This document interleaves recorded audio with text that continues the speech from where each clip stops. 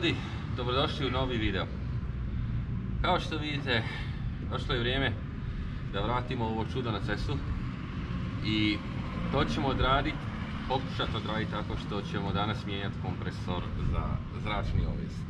Nakon dosta improvizacije i nakon dobrih sat vremena, otprilike, smo uspjeli auto dobiti na ove rampe, tako da se sada može ovdje odraditi sve što treba. Znači ne moram skroz ispod ići, na svu sreću. Kompresor bi trebao biti tu ispod. Ovu sam već izvadio, ovu žabicu, i sada još imamo ova dva šarafa i onda možemo pristupiti kompresoru i vidjeti u kakvom je stanju, šta se tu događa. Evo ga, to je to. Znači ovako izgleda kućište i ovako ide unutra. Znači ovdje je jedan šaraf, ovdje je drugi, ovdje imate žabicu i sa ove strane, sa desne zapravo kako mi gledamo, postoji još jedan šaraf koji je izvana i ovako je, znači nije plastičan ili nešto, tako da uslijed pranja i svega toga kroz godine on zahrđa i onda to malo teže ide. E sad, došli smo znači do kompresora. Evo kako to izgleda. I samo malo, sad ćemo mi svjetlo ovako upaliti da se to bolje vidi.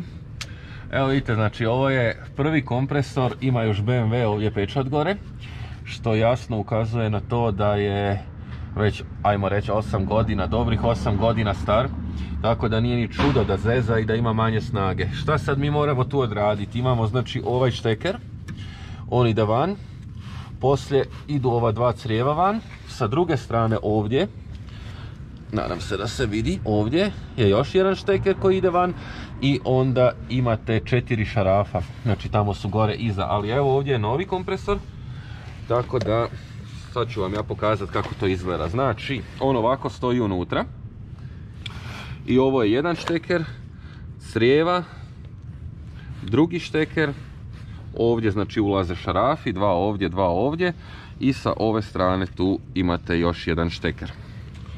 Da. I to je to, znači trebalo bi biti sve plug and play. Ja se nadam da neće biti nikakvih neugodnih iznenađenja, iako je uvijek sve moguće, ali očekujem u praksi znači jedno od dobrih pola sata još za ovo, zato što bit će malo nezgodno to pridržavati.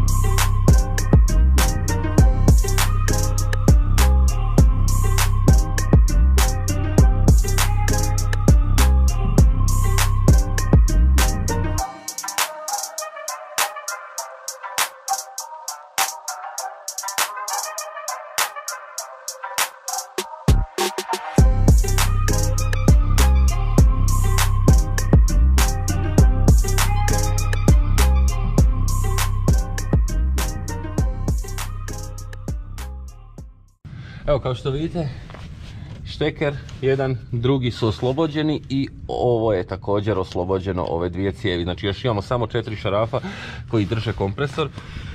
Šta vam zapravo treba od alata? Vidite da imam dosta toga.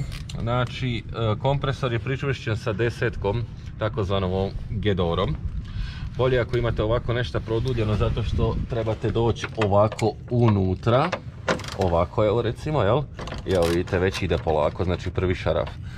Tako da je bolje ako imate neki produžetak, osim ako nemate heavy binu ili nešto, jel? Ali inače, naravno, tipični BMW-ovi štekeri, morate paziti, imaju ovu ovu sigurnost tu. Trebate paziti, znači da ne slomite. Ovo se malo stisne, jel, unutra i onda on se oslobađa i izađe van.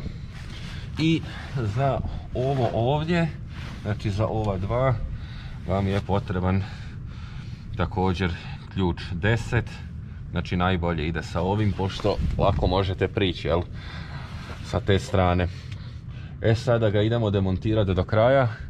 Kažu ljudi da sada recimo kad bi ja upalio auto i ovdje stavio prst, onda bi bio test ovoga, ukoliko recimo mogu držati prst na ovoj rupi tu, da mi znači zrak ne izbija prst van, onda je definitivno kompresor. A ukoliko se to ne događa, onda naravno je nešto drugo u pitanju, jel? Ali da ne kvarimo ovaj video i sve, ja to uopće neću probati, iskreno rečeno, zato što ukoliko dođe do toga, onda sam zapravo ovaj novi kompresor, jel, kao kupio, što bi rekli Njemci, umsonst. Tako da ja ću zapravo prvo montirati novi kompresor, sve nazad vratiti i onda ćemo upaliti auto.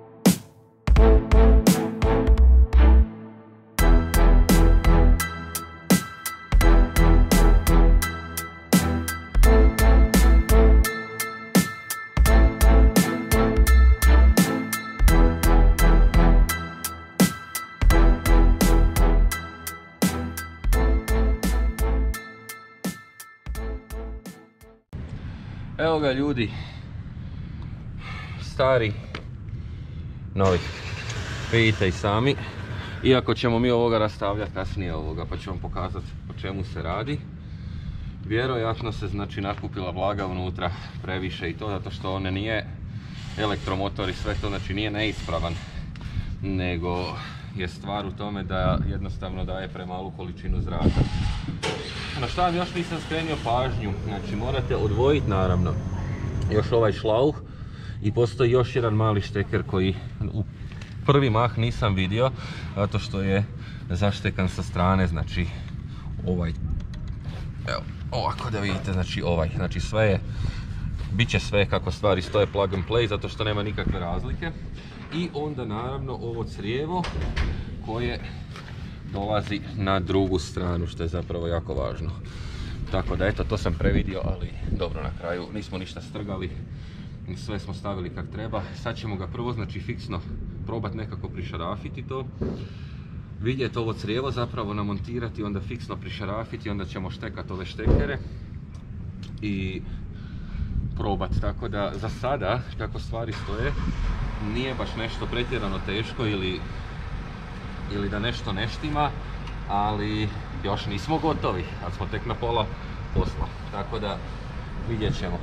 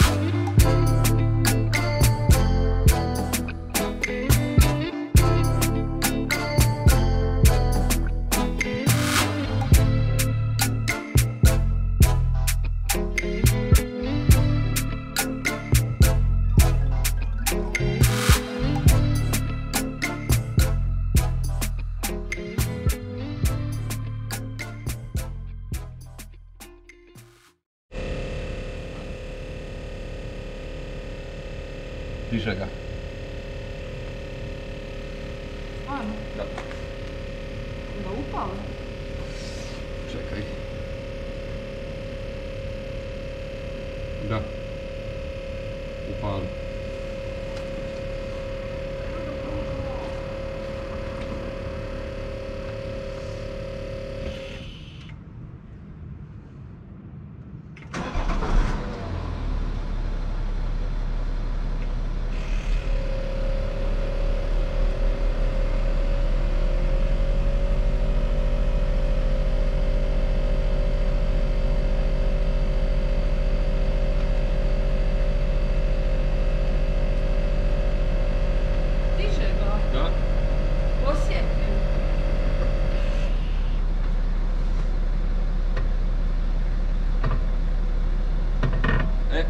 Nešto se čuje.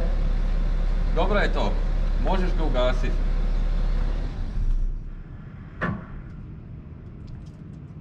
Evo, diše se.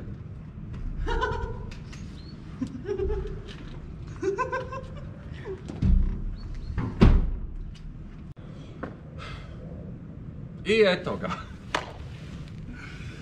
Eto ga, ljudi. Znači, kako stvari stoje, ipak je bio kompresor. Vidite zadovoljstvo ovoga i sve to.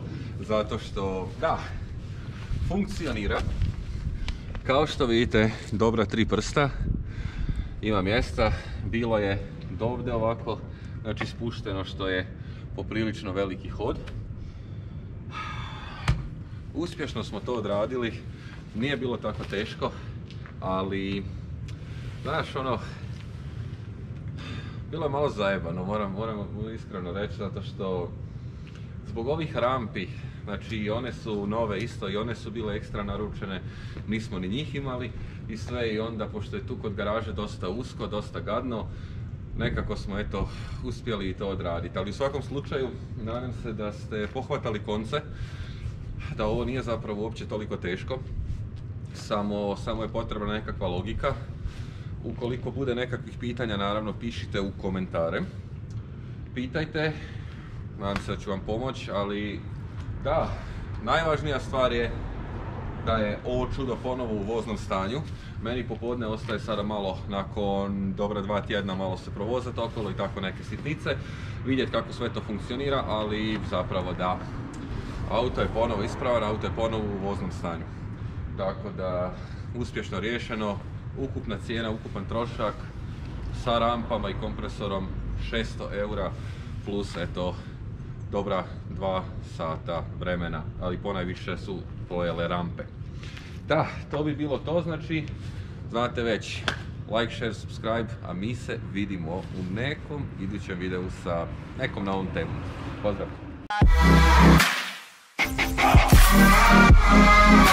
It's caught in the crossfire.